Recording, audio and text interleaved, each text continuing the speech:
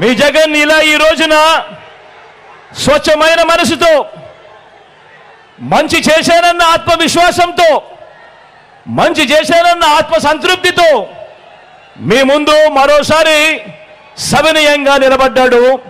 తలెత్తుకుని మీ బిడ్డ నిలబడ్డాడు మీ అందరి ముందు.